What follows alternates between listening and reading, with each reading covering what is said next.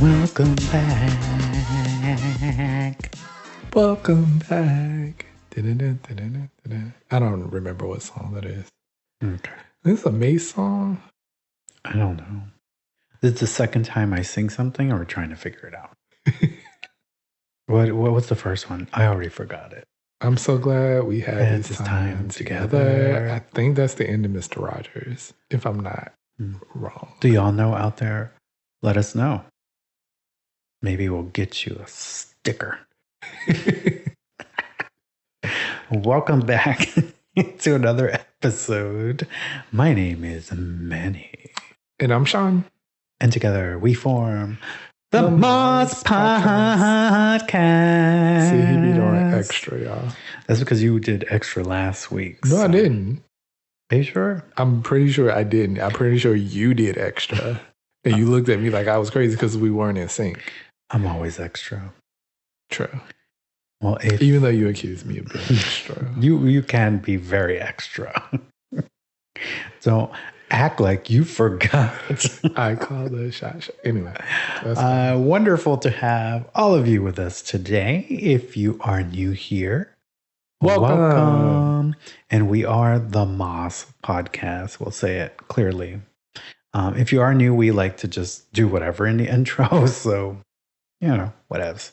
And if you're one of our OGs, shout out to you. Shout out to you. Thanks for continuing to listen. We have hit episode 26. Do-do-do. Do-do-do. It's not a good one. There's a lot of noises happening around here today. Yeah. I think that was a plane. I think it was a car going by. Oh. One of those loud putt-putt cars. Oh. Why do people do that? Do you own one of those cars, people out there? Do you get excitement out of like revving that engine and then hearing it go boom, boom, boom, boom, and scaring the hell out of everybody? Like this past weekend, we were going towards the Riverwalk, and there's this enclosed area, and somebody in the enclosed area just kept revving it, and it kept popping. I think everybody almost dropped to the ground. Because it's loud. Yeah, it sounds like fucking gunshots for lack of... I don't want to be one of those alarmists, but it does sound like gunshots. And, well, guns are in America. So, but how have you been, sir? I've been good. It's been a good week for me. I did have a moment of mental health distress, but I feel like that has passed now. Using my tools and getting better. But other than that, it's been a pretty good week. How about yourself? After journaling has been great for me. Good. So I finally did write my email to my therapist. It's a little hard to write an email on my phone for some reason. I feel like I need the keyboard, and for some reason my job thinks blocking Gmail is going to secure our entire network. I'm like, why Gmail? But like, I can still go on Amazon. Not that I do on work time. Mm-hmm. Disclaimer. But I'm like, Amazon, Gmail. What's the difference with the blocks? They scared you going to click on something suspicious. Oh, a link. Oh, somebody did that through our... Anyways, never mind. Let me not throw company secrets out. Yikes. But yeah, I've been good. It's been a good week. I handled some situations very well, if I do say so myself, this week. So I'm just going to give myself a little pat on the back. Round of applause. Yeah. How about a round of applause? Standing ovation. Second Rihanna song of the podcast. This is not a pod about Rihanna. That was 25. Go back and listen to that one if you'd like. But we're going to kick off today's podcast as we conclude our celebration of Black History Month. Because I'm going to say it on every episode. Because if you live in a state that's trying to erase history, we want to be able to share history with you. Or a state like this one who thinks that queer history is not a part of history or African American history and something that's trying to be shoehorned in as a political stunt. Mm-hmm. So let me tell you about two queer Black women who are a major part of history. Why are you laughing? I'm not laughing. No. Audre Lorde, born in 1934, passed in 1992. Lorde is a self-described Black lesbian feminist, mother, poet, and warrior. She made lasting contributions in the fields of feminist theory, critical race studies, and queer theory through her pedagogy and writing. Among her most notable works are Coal, The Black Unicorn, The Cancer Journals, and Zamani, A New Spelling of My Name. She says, I write for those women who do not speak, for those who do not have a voice because they were so terrified, because we are taught to respect fear more than ourselves. We've been taught that silence would save us, but it won't. The next person that I'm going to talk about is Marsha P. Johnson, born in 1945, passed in 1992. Marsha, Marsha. Sorry, I couldn't help myself. It's fine. Who would cheekily tell people the P stood for Pay It No Mind, was an outspoken transgender rights activist and is reported to be one of the central figures of the historic Stonewall Uprising of 1969.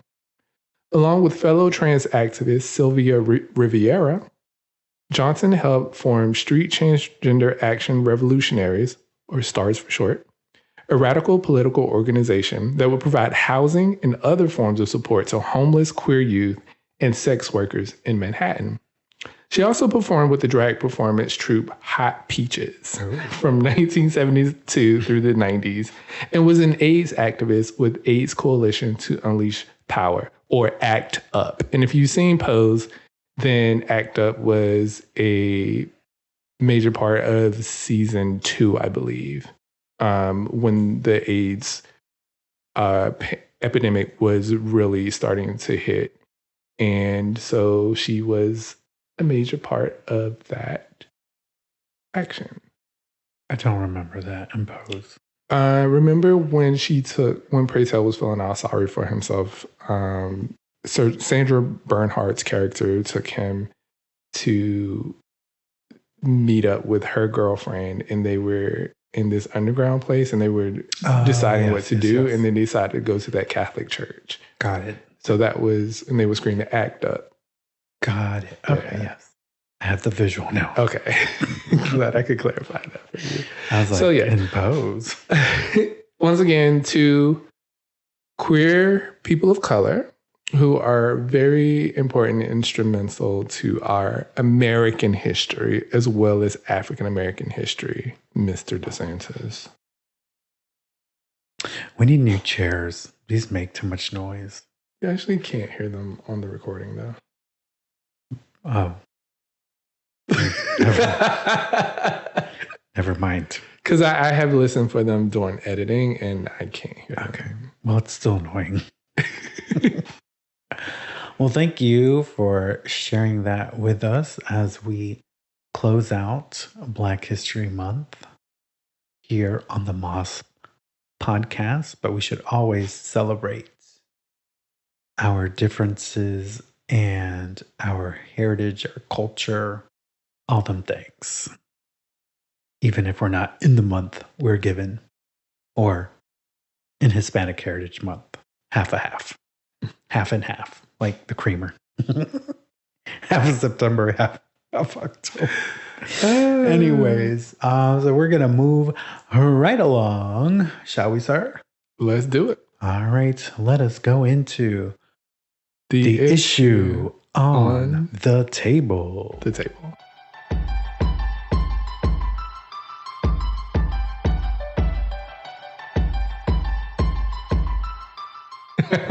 You're such a jerk.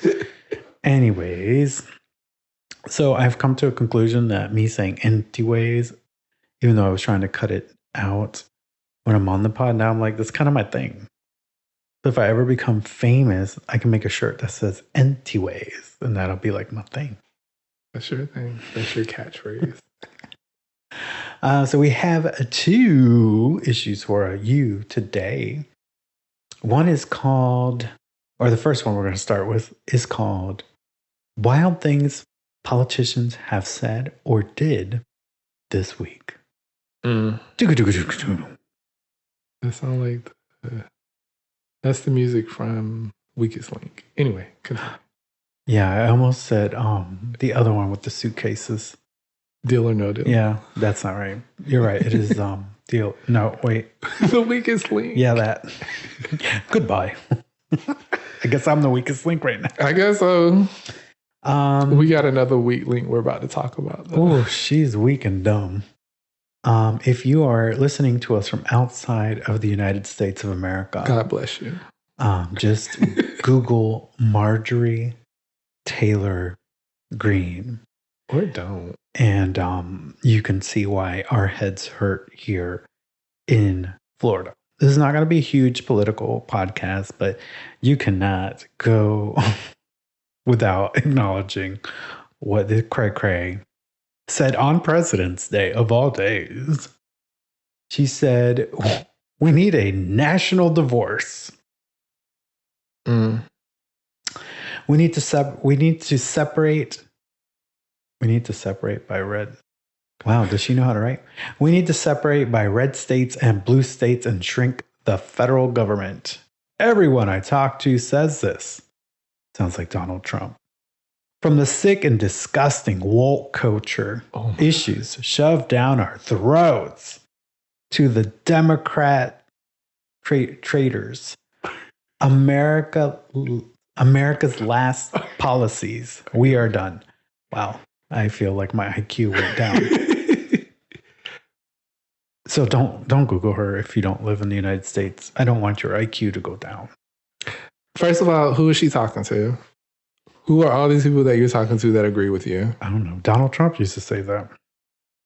Look, I know that I have said on this podcast probably earlier, I was like, just cut the country in half and let's live our separate ways. That was a joke. But this is dumb. We can't have a national divorce. That's not how this works. It wouldn't be called the United States anymore. I'm not sure what we would call it. And well, she said she did a follow-up post the next day. Oh, the next day. She gave us a whole thread. No, interesting. She said we're not dissolving the United States. Mm-hmm. It would be a separation by states of red and blue. Got that in the first tweet. It's not a civil war, but a legal agreement to separate ideological and political disagreements by states while maintaining our legal union. But that doesn't make any sense. And it doesn't make any sense because you can't have a red state and a blue state be separate from each other because there are people either in both factions or people who don't fall in either faction. What happens to those people? Are we going to have a neutral state that they live in? And are we getting severance packages? Are we getting money to move to a colored state that might be close to us? Like, this doesn't make any sense. We got a far ways to go for a blue state. I mean, Georgia was. And then you can't say that it's not a civil war or will still be the United States because you won't be. If red states are governed by their own set of rules and the blue states are governed by their own set of rules, how are we united on anything? We have said it on here as a joke, but I don't think it needs to happen. I think we need to create balanced laws for our country, but her essence is allowing more power to the states. That doesn't work. It doesn't work. I know what she's trying to do. I know what she's trying to say, but this is America. We're supposed to be able to have disagreements where not everyone is of one hive mind. So we figure out our differences, we find a way to compromise, and we move on. Do we still have a president under this? Like, how does that work? No, under her, it would be the founding fathers, and then they would have the purge, except the purge would happen only in blue states. I didn't understand her. Like, I read through her whole thread, and I get her point about not needing a federal budget. The federal budget would be smaller, right? Because states would depend on their own revenue, essentially, I guess. So we wouldn't have our debt of $34 trillion, I guess, which both sides have contributed to. And whenever something happens in a red or a blue state, they all call for federal dollars. So I don't see her point there. And I think there will always be differences on the federal budget, red or blue. I mean, yes, Democrats tend to propose more bills that are to help all, while red is more about restricting programs that help people. Whether you're red, blue, those programs help people. Right. Like they want to, minority of them would like to get rid of Social Security, Medicare.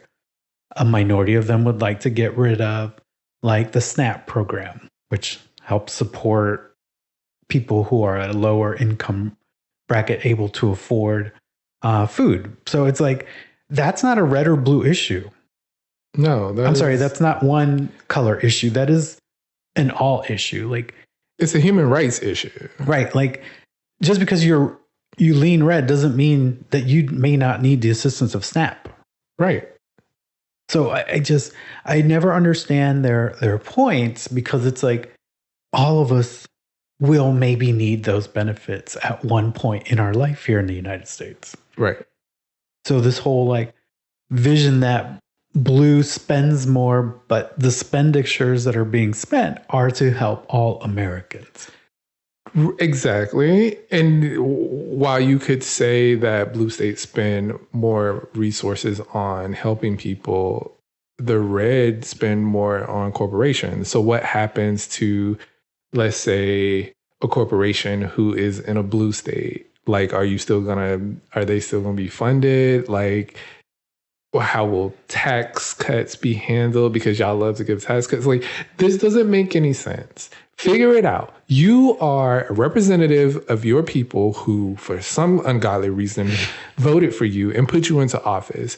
Your job is to work with the other side, figure out how you can come to a compromise about something and get stuff done. Instead, all y'all do is bicker and fight and say the word woke. And that's another thing. Don't say that we're pushing a woke agenda on anybody. Y'all the ones who talk about woke every fucking day. Every day I get up, some new company is woke because they did something. Shut up. There are no culture wars started because of us. It is because of you. Girl, you getting heavy. Don't let Marjorie do that to you. She brings it down that she's tired of the blue cramming and forcing their way on our children with no respect for our religion, faith, traditional values, and economic and government policy beliefs. This was one that I just have to share. Red states would bring back prayer in school and require every student to stand for the national anthem and Pledge of Allegiance, while blue states would likely eliminate the anthem and pledge altogether and replace them with anthems and pledges to identify their ideologies. Now, not everybody, if this were to happen, could relocate to a blue state. So you're saying we're going to force people that maybe not religious or atheists, if I recall, or somebody who prays in a different way, that they're going to have to pray a certain way in school? I'm tired. I'm so over y'all. I'm so over it. I'm over it. Stop pushing Jesus on people. Stop pushing Christianity on people. Stop pushing the national anthem on people. Stop pushing this goddamn flag on people. I am tired. I am tired. Red states would throw out all environmental, social governance regulations. So I guess they're going to be very polluted. They're going to be very polluted. Let them burn. No, this doesn't work. It won't work. I don't see a way for it to work. Would I love to never hear from Marjorie Taylor Greene again? I sure would. Oh my God. I did not read this one last night. Oh my God. Trade, travel, and state relations would continue. However, in red states, they could have different rules about store product placement. In red states, I highly doubt Walmart could place sex toys next to children's toothbrushes. What Walmart is doing that? I have not a clue. Like, yes, there is an adult section in Walmart, but it is not near the children's toothbrush section. I'm not going to say anymore because I'm just repeating myself at this point. I can't. I just can't. The stupidity. She went on and on and on. I don't want to read anymore, but it's essentially what's happening here in Florida is what it would be on a grander scale. And it sounds like there would be a lot of laws to control how you live in a red state. And actually that wouldn't be bad for some people because once they start limiting some of your restrictions, some of their rights, then they're going to look at you like, wait a minute, this wasn't a good idea. Right. Like, I'm so tired of hearing like that the blue, the left, gays are such a threat to society. We're not a threat to society. Like, and this whole thing about always, like, I don't have kids, so I can't speak to that. But I feel like I see people that are friends with us that have kids and they have raised tremendous children, but weren't going around putting a scarf or a towel on everything that might expose them to the realities of our world. Yeah, that's another thing. Like, you are essentially trying to shelter children from the real world. And the only thing that is going to do is make it very hard for them as they grow up to adapt to what the real world is. You can't shelter children. First of all, kids these days are way smarter than adults. They know how to use their phone and computer to get and see whatever they want to see. They would probably block websites in certain states. I mean, that's what I mean, if that's the vision she is painting here. That's fine. She can live in her fantasy. She went on to say trans people could not essentially go to a red state ever. Well, no, she didn't say that much. But if you're a trans person, you can't participate in sports. But you could live in a red state. Yeah, I guess they'll take your tax dollars. But don't think you have any freedoms. You're also not going to have any health care. It was wild. And as I looked through how many people liked, it was only 19,000 people that actually liked her synopsis or essay here that she wrote. 19,000 is a lot, but it also gives me hope that not a majority of our country is not that dumb. As her? No. We got a lot of dumb ones, but not enough to move the needle. I mean, it was wild, and I just wanted to bring it up because I thought it was one of the wildest things I've seen. And the way she outlined it, it's essentially what we've always said here. It's just that one religion, which I'm still trying to figure out which one they enjoy. And traditional values, says the lady that's getting divorced. I mean, and there's nothing wrong with divorce. It's, when two people grow apart, that is a pathway you take. But don't be slamming traditional values when you're not living that yourself. Like, we're all human. Why can't we just live as humans? What is a traditional value? everybody is different. Every family is different. Every person is different.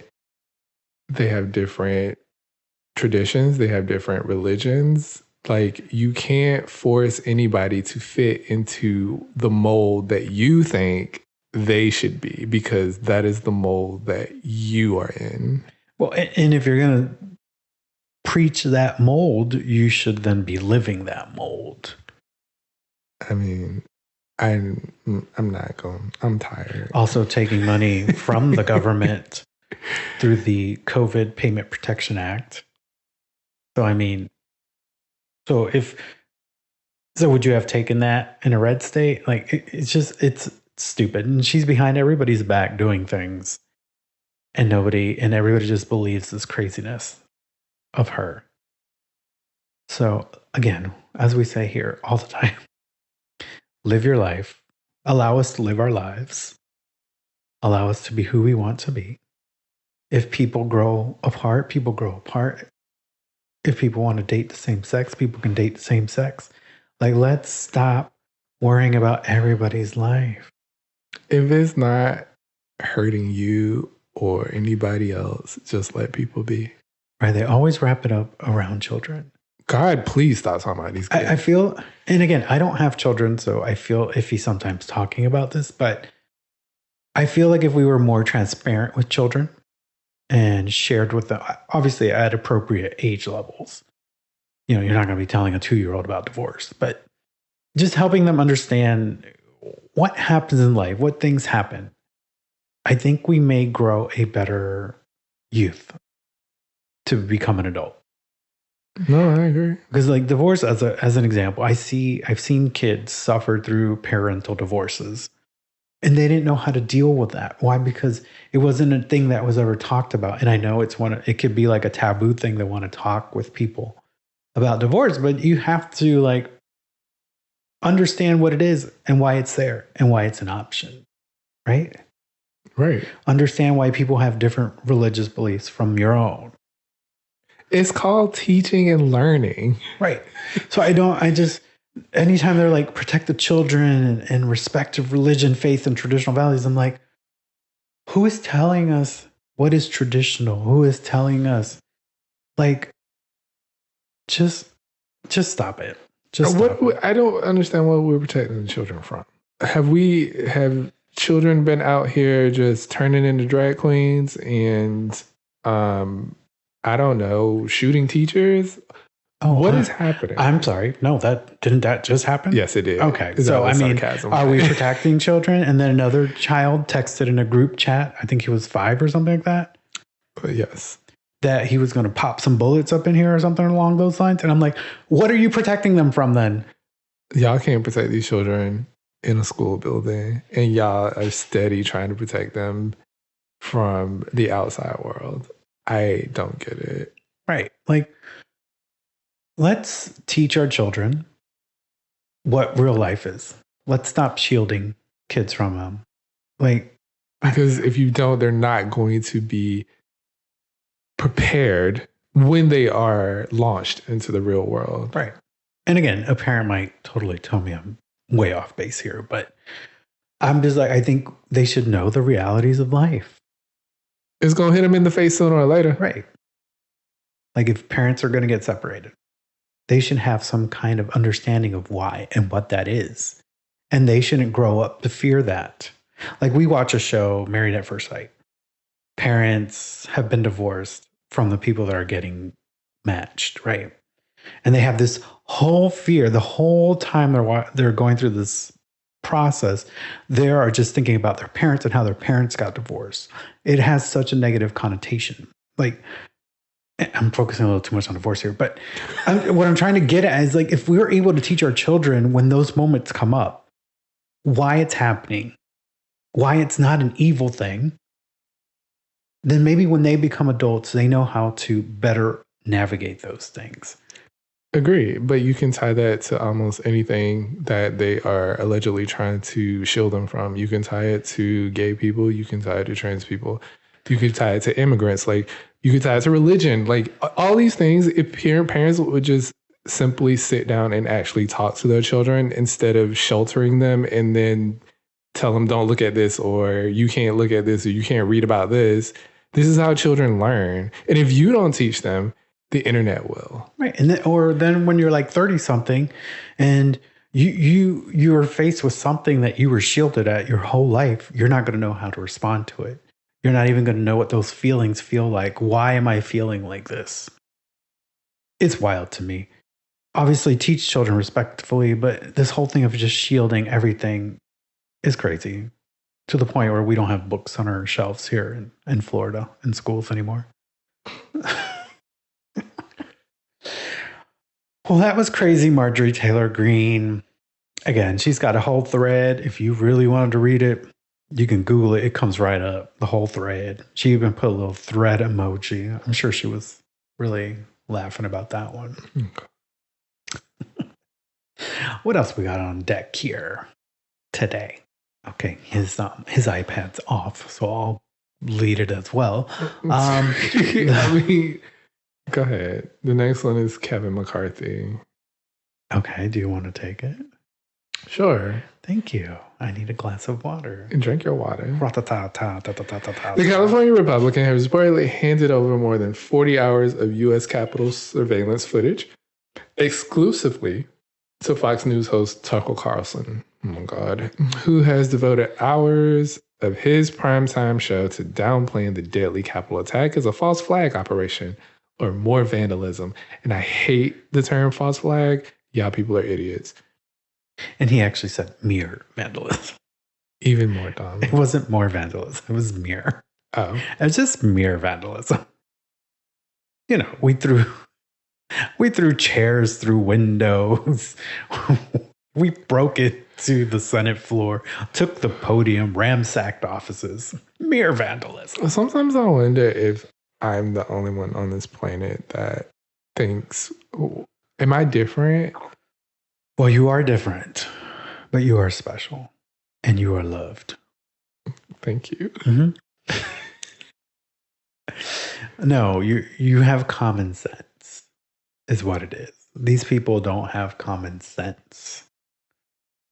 And what image is it giving exclusive video to just one media source in the United States? Especially Fox News of all people. And Tucker Carlson, he isn't a real journalist. He just has it's just a political puppet show for the right. It reminds me of like a state media, like, you know, is it communist countries? I don't know. Where the media vets everything. Everything is like put through only one channel of media. Right. And it's like, if you were going to release the video, it should have been released to everybody. Because Tucker allegedly has producers, the smartest ones on his team, and they're going to review the videos to identify or support his case that it was just a false flag or mere vandalism. If you don't know what a false flag is, it is basically saying that the people that participated in an event, especially one where people have lost their lives, everybody was an actor and everybody was in on it. That dummy, what is his name? I forget, got in trouble for saying that Sandy Hook was a false flag. And the parents of all those little children that died sued him and won millions of dollars. Alex Jones. Yes, his name. To believe that someone would go through the trouble, first of all, to put on such a horrific act just to further, I guess, gun safety and gun laws is beyond me. My brain won't comprehend. Yeah, I mean, didn't officers die in the riot in January 6th? Yes. So I'm like, that's the whole reason that man's mama didn't shake Mitch McConnell's hand. I mean, we're talking about federal officers. Like, who puts on an act like that? Is that the traditional values we're trying to protect in America? Like, wild to me. He apparently went on Monday night, Tucker Carlson, whatever the fuck his name, Trash, that's what his name is. He went on Monday and told his viewers that so far as they've been reviewing video, it is proving what they've been saying all along. and that they're going to create videos now or stories that will support it. So obviously you're going to pull 10, 15-second bits.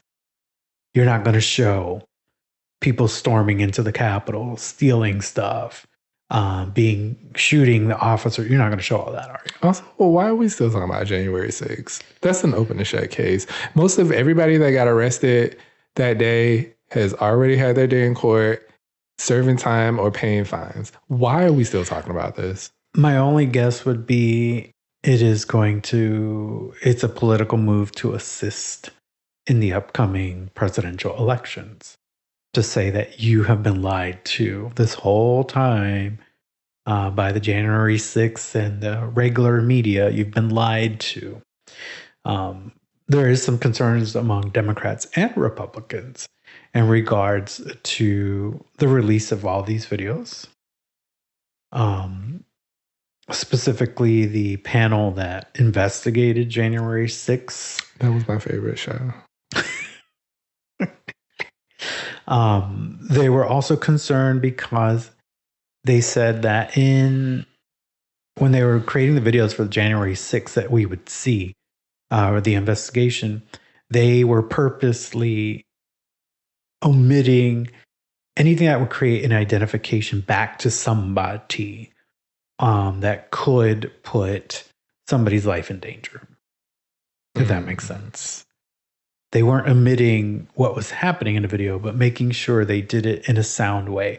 Or if they were documents in videos, like confidential documents that these people went through, that they weren't being shown. They're concerned that Fox is not going to take those appropriate measures and put people's names out there. Put out maybe any confidential thing, because you saw them recording documents in certain parts when they weren't in the office of certain senators and representatives. They're concerned that they're not going to take that same level of scrutiny to protect those documents. And considering how many issues we're having currently with classified information being sent home with vice presidents and presidents, now there's a heightened level of awareness there. But my thing is, would they even be able to do that? Or would the DOJ be like, hold up, you can't, that's a confidential document. You haven't redacted anything. So if you put this name on the air, then this whole station or whatever can get in trouble. I don't know. I mean, McCarthy just handed over the videos. Also, he got in enough trouble for January 6th, so I don't know why he would just hand over videotapes to fucking Tucker Carlson. I just think it's a political agenda to elevate their misconceptions of January 6th and trying to use that as a catalyst to push the 2024 presidential election. For people who don't like gays or the LGBTQ community, y'all be doing a lot of stunts and shows. Like, a lot. They love to do political theater. But you call everybody else for doing political theater. But all y'all do is, I swear, y'all should be on Broadway the way that y'all really put on shows. Trump would love that. He'd love to play himself. I'm sure he would. Well, that's our little political corner for today. We had Marjorie Taylor Greene, who gave us a whole new constitution, apparently, on Twitter. And then Kevin McCarthy giving out videos to create or continue the false narrative that Fox News has created on the January 6th insurrection, or as Tucker Carlson calls, a false flag or just mere vandalism.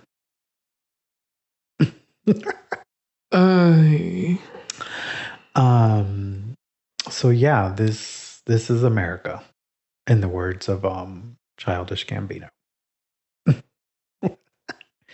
And if you haven't heard that song, you should go Google it. It's a good one. So now we're going to move on to some happy issue on the table. So we just wanted to make things a little bit lighter by telling you about some of the things that we have coming up that we're excited about, or as Manny has delightfully labeled a few of our favorite These are a few of upcoming our things. favorite upcoming things. Just like that. You're welcome. So this weekend we will be going to the House of the Mouse. We're going to get to try out Tron Light Cycle Run. Woo. It is a Tron themed roller coaster. You're really sucking at this description. Oh, sorry. Disney. The Tron is like What? Tron Life Cycle Run is based on the movie. Yeah, people understand that. Okay, people may not have heard of this. I'm sorry, y'all. It's based on the movie Tron Legacy. If you haven't seen it, it's on Disney Plus. Wasn't there an original to that? Yes, there was from the 80s. All right. I haven't seen any of them. I've seen the first one. I don't really remember it. I just remember it was cool because The everything glowed, whatever. And did you get into my stash? No. And then the light cycles, like when they turned, it wasn't like a curve. It was like a sharp edge. And then if you hit the color streak left behind, you would blow up. Oh, well, the ride kind of follows that mythology. Sure. It's a cast preview that we're going to this weekend. So exclusive. The podcast is exclusive. Thank you to our very special person that works at Walt Disney World that's going to take us there. But if you're interested in the ride, it opens April 4th. And be prepared to wait for 4 hours. Yeah. I don't know how they're going to do that. If they're going to do the pass thing like they do with Guardians, or I think they're doing the reservation thing. Yeah, they're doing the reservation, I think. That thing sucks. But hey, Space Mountain won't have a line. No line, no waiting. What's up next? I alluded this to on one of our other pods, episode 24, I think. We are returning back to Virgin Voyages after just a few months, not even months, weeks. This time we're doing a 4-day instead of a 5-day. Boo. But we trying to keep our status on Virgin. And we were required to travel twice before the end of March, which they extended. It was originally before the end of December. So we said, let's do it. And we booked it. And we're going. And we're very excited. We're going to Key West and the beach club at Bimini again. One of our favorite ports for Virgin. Like you can't, if you ever book a ship or if you ever book a cruise on Virgin and it says Bimini, don't plan an excursion. Just go to the beach club. Yeah. You cannot. They have water activities there, so not those kind of water activities. They have jet skis and canoes, all that stuff. You can go out into the water, but you got a pool and the beach, private, food, everything's there for you. So we're excited for that, and we'll bring you another recap. I think that's when we're going to do our YouTube, because we can combine experiences off both. Yeah, we can actually dedicate getting footage. Right, we did. I think we were so like enamored being there that we cut. We didn't cut. We just didn't do. I mean, we have footage, and I could most certainly put together a video with it. But if we were to be a little bit more focused on certain things, I would want to get some better video of those things. So, yes, coming soon. So super excited. And I think the Virgin fun is going to continue into 24. What do you think? 2024. Yes, it will. Because we are going again in January for your birthday. It's my 40th, y'all. Oh my God. So it will be a repeat of the cruise we took this year. Yes. And then we are also planning to do Virgin in Spain. Our first international trip. Yes. We are going to Barcelona. Wait, that's not the way you do it. Barcelona. Yes. This 124 trip, we are doing Barcelona, Marseille. Marseille. What? Marseille. Oh, I'm sorry. Marseille. It's in France. Cannes. I don't know how to say that one. Palma de Mallorca. Sure. And one night in Ibiza. We get to overnight in Ibiza, y'all. Oof. So excited about that. I'm so excited. The nightlife in Ibiza is open till 6 a.m. I do have to remember that we probably want to see Ibiza during the day as well. Of course. So, get to bed by at least 4. I'm so thrilled. We're not leaving Carnival, but we're definitely riding with Virgin for a while. Sure. It's just an amazing adult experience.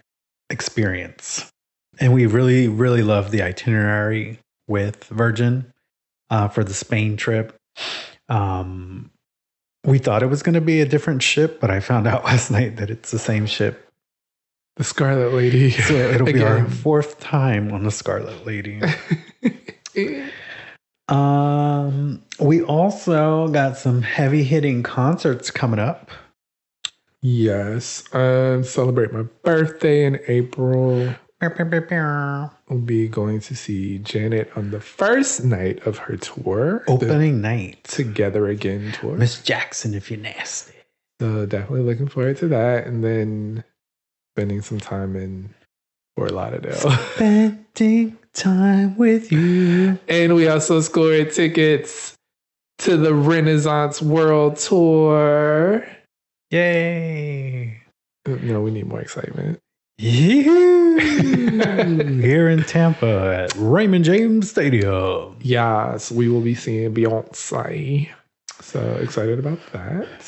I have to say, Ticketmaster, you did good. You did good. I'm sorry to those people that weren't picked or didn't get off the wait list, but the process this time was a lot simpler, a lot easier, especially if you follow them on Twitter. Like, they explained what was happening, the day it was happening. So, well, they knew if they fucked that up, it would be the end. It would of Ticketmaster, because the Beehive don't play. It would be the end. Jay-Z would have his own ticket company. Like, Jay-Z is so connected with every business mogul out there that I feel like if he wanted to turn a portion of Tidal into a ticket sales thing, they would give him the rights to those seating arrangements. Probably. So I think it was good for Ticketmaster not to fuck it up, because it would have been tickets by Tidal or something like that. And then lastly, but not leastly, we will be on the Carnival Celebration. Yes. Carnival's current new ship. In September. Flagship. And the exciting part about this is we're going to finally visit the last island that makes the ABCs. Bonaire. We're going to Bonaire. So if you don't know ABC Islands, it's Aruba, Bonaire, and then Curacao. And we have been to Aruba and Curacao so many times. Beautiful. 2 of our favorite ports that we've ever been to. They're very Southern Caribbean. You're very close to Colombia. I wish I'd go to Colombia. But anyways, I love that route. And I love that they finally added Bonaire into that. So get to finally share what Bonaire is like. Yes, looking forward to it. This was booked last year. Yes, this was booked before we even knew what Virgin Voyages was. Right. I mean, we knew what that was, but we had not experienced. We didn't have the experience. Yes. But I'm still, look, Carnival is Carnival, right? But they do offer some amenities that Virgin doesn't offer. Yeah. So, and most of those things we actually enjoy. The kids, not so much, but anyway, we will still have a good time. So looking forward to that. Protect your kid. I just want to throw them across the slides so I can go down. Because they be like little demons climbing up the stairs. They push you out of the way and then go straight down the slide.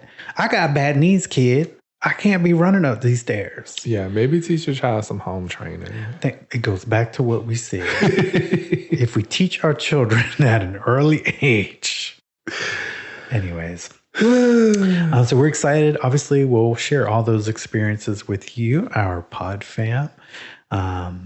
This pod comes out after we've gone to the cast preview. But if you didn't follow our social and then you ran into this episode, we're going to post things on social about our experience on Tron Light Cycle Run. Why does it have so many I don't know. Just call it Tron. That's all people know, really. Anyway. Okay.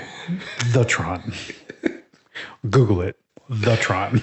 And hopefully we get to do Guardians of the Galaxy as well, because we haven't done that. Oh, I want a margarita from Mexico. Those are so good. I couldn't even finish mine last time. Anyways, getting sidetracked here. So why don't we venture on into our little corners? Sure. Would you like to go first? Sure. All right, take it away. Hey, y'all. Welcome back to my corner.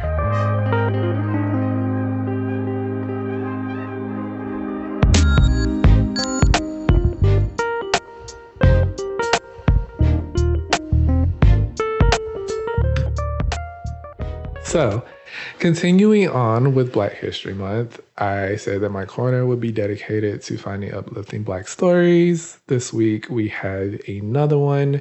I'm going to talk about Democrat Jennifer McClellan. She is the first Black woman to represent Virginia in Congress.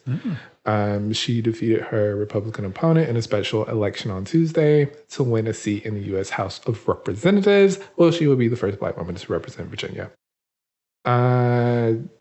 This is historic. I'm originally from North Carolina, but where my family lives is kind of close to the border of Virginia. So like we would go to Virginia on the weekends. My dad worked at the Newport News shipyard, so he would drive to Virginia every day. No fun. Well, usually it was a group of them. That's why he don't like to travel now. I didn't put that together. You might be right. The seat was open, sadly, after the death of Democrat Donald McEachin in November. He passed away weeks after he was elected to his fourth term after a fight with colon cancer. McClellan is a 50-year-old corporate attorney. She has represented parts of the Richmond area. Know that area. She is a native of Central Virginia, and she is proud to make history as the first Black woman to represent the state. Yay, congratulations. Snap, snap, snaps.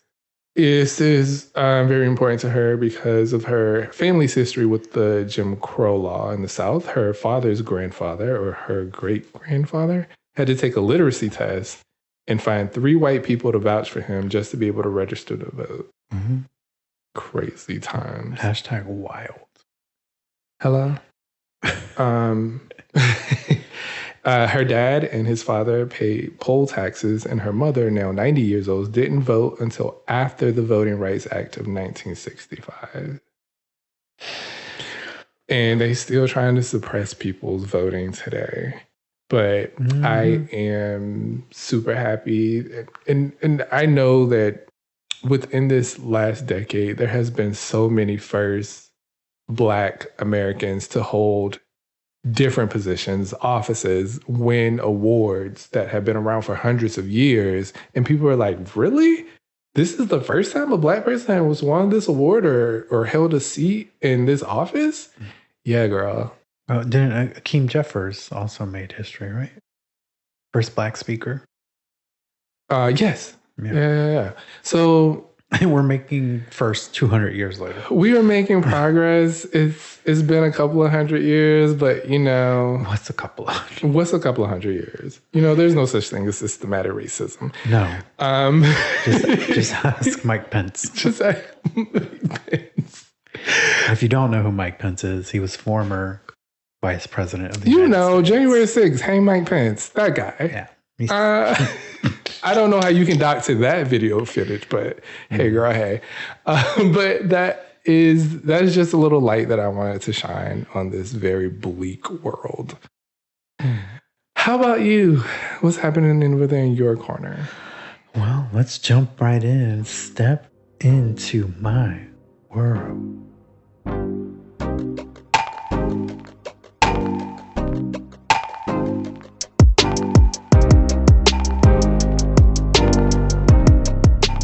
Step into my world.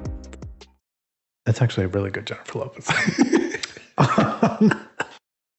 So, I guess you and I are kind of making our corners somewhat of advocacy and awareness, I think, because I want to bring attention to a minor league baseball player who recently came out as gay. And as we know, sports is kind of a taboo for you to be gay for some incredibly odd reason. Masculinity. So he's not actually he plays for the minor league team that kind of preps you for the Chicago White Sox.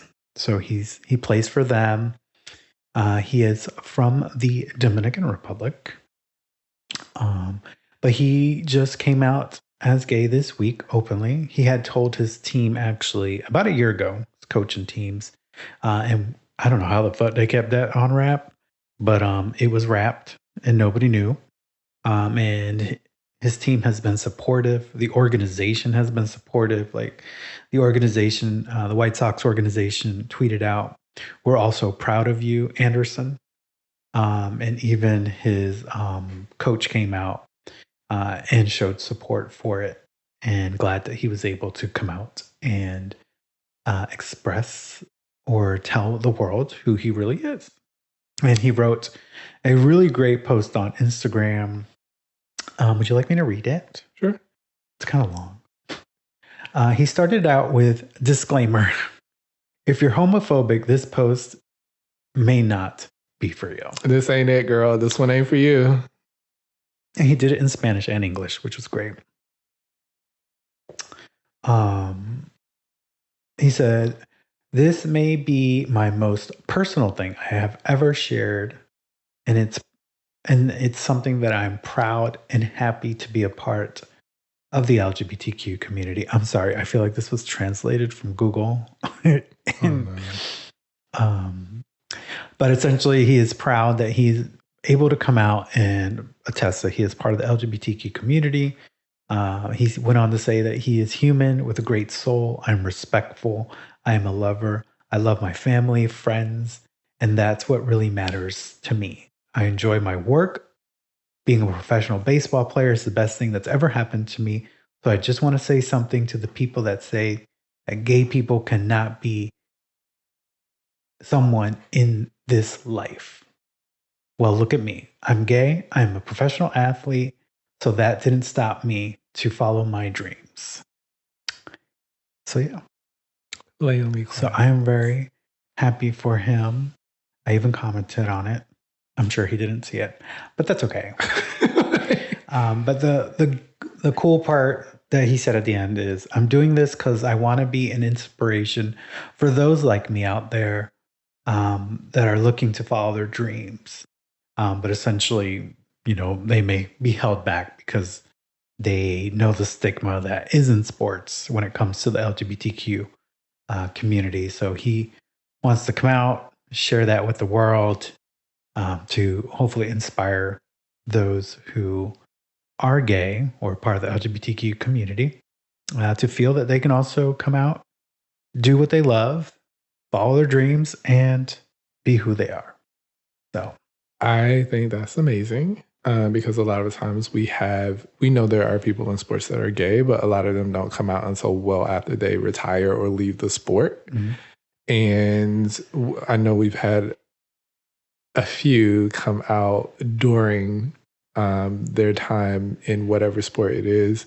But it is helpful to those who see this and know that they can do it too, because despite the Marjorie Taylor Greens of the world, there are people out here like you that care about you, that live and look like you.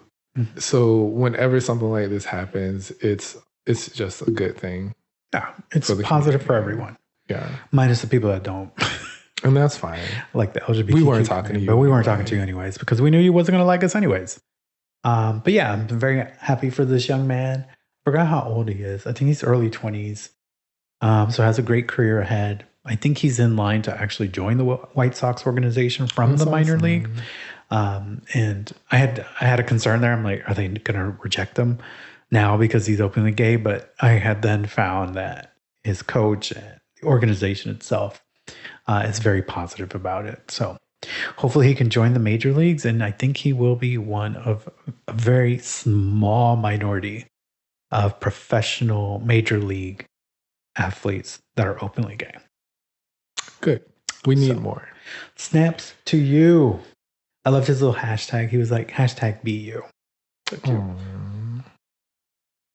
Well, that's going to do it for us this fine day. Yay. Do you have a last word for us? You know what? I thought about this earlier and I thought I had one, and now it has slipped my mind. You got me slipping, tripping, stumbling. Oh, I was gonna say, this is nothing. Whatever. I'm looking forward to watching. The Weekend? No. Oh, okay. I was watching. I'm looking forward to watching The Weekend. Not the singer. Anyway, I'm looking forward to watching the latest episode of The Last of Us because I haven't seen the one from Sunday yet. So, yeah, I saw somebody tweet something. It's apparently an emotional one. Okay, great. I'm looking forward to looking at it tonight. Okay. Whoa, jeez. Sass mix. That wasn't sass. That was excitement. Okay. What is your last word? My last word is I really hope Bad Bunny is not dating oh, Lord. a Kardashian. I keep telling you, this man isn't dating this girl. He moved to California. He's shooting a movie for Marvel and Sony. He just needs friends. He needs somebody to show him around. She doesn't need to be a friend. She is trouble. Everybody in that family is trouble. Anybody that messes with that family comes out fucked the hell up. He needs to run as fast as he can because, like he said, la falta sazón, batería y reggaetón. I can't see Bad Bunny dating Kendall Jenner. It just doesn't. It doesn't sit well. It doesn't look right. Go over there and make that song with Taylor Swift. I'll take that over you dating her. What if he then started dating Taylor Swift? You know she loves to date people and then break up with them and then write an album. She's also trouble, but she can't write an album afterwards because she can't write in Spanish. So she got Google Translate. I'm kidding. Oh God, it's gonna be like Christina Aguilera singing Spanish.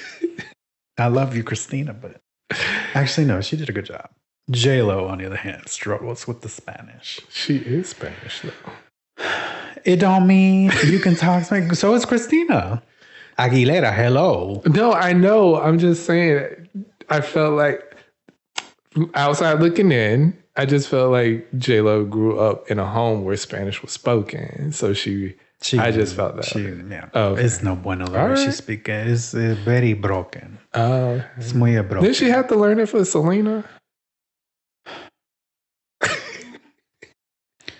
I'm not going to win this battle, this podcast. So I'll just find videos of her trying to speak Spanish. And then I'll send those to you via email. No, I was saying she had to learn it for Selena. I would assume. I don't know. Anyway. I just tell you, go back and listen to her Spanish album and you can hear it's a struggle.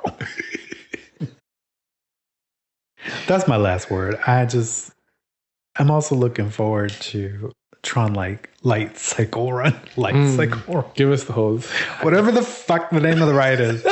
But, Bad Bunny is just really on my heart. Because, really, bro? Really? The first thing you do when you move to California? He was just hanging out. You don't know that. And you don't know that they dating. I've seen pictures. Of them kissing? Making out? No. Holding hands? No. Okay, then. There have been pictures of that. And they went on a date with Justin Bieber and his wife. Anyway, all right, hey y'all, we got social.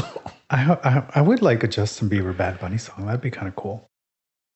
Anyways, yeah, I guess we do have socials and Shawn is getting us out of here. You can follow us on Instagram at Moss_podcast. Oh, you gonna say my part? Yeah, because you took my part. Stop singing my part now, baby. You can also find us on Twitter or the TikTok at Moss_podcast 22. Would you like to email us a question or a concern about our podcast? You can do that by emailing us at mannyandsean@gmail.com, MANNY and SHAWN WN. We're also on YouTube. You can find us over there at youtube.com/@MarsPodcast. Yes. And PodFam, don't forget, follow our podcast on your favorite platform to receive alerts when our episode is out. Easiest way to find us is by typing Manny and Shawn. And don't forget to write a review and rate. Tell your friends about us. Help our pod grow. Get the word out there. And as we say here on the Moss Podcast, do something good for yourself. Then do something good for someone else. What is his voice? It is my your voiceover. It's my voiceover voice. I love doing voiceovers. Maybe that should be your job. It seems very easy. You now have the equipment to be able to record a professional demo. I guess, but it's like, is it going to pay good? Like, do you know how much voice actors make? I don't. Okay. We're going to discuss this after the pod. Ooh, I'm going on Indeed tonight. All right. Well, thank you for joining us. We hope you have enjoyed this episode. We wanted to mix a little poly with a... No, that didn't sound right. A little politics. Hey, poly lifestyle, we accept you as well. Nothing against that.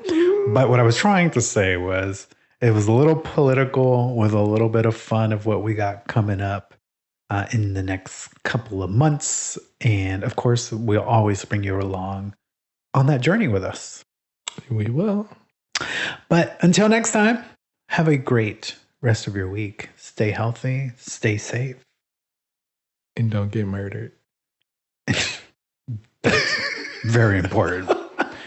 Very important. Sorry, that's from one of my favorite podcasts. Oh, okay. Oh, cool. Oh, from that, it's a good podcast. Anyways, and protect your children from everyone, I guess. Put them in a box. I don't know. Leave them in a room locked up or something. Take away their TV, their cell phone. Give them a Megan. She'll protect them. Megan will protect them. And if you don't know what we're talking about, Google the movie Megan. All right, y'all. We're out of here. Have a great day. Have a great night. Have a great whatever. Enjoy your life. Bye. See you on the next one. How about you get the fuck out?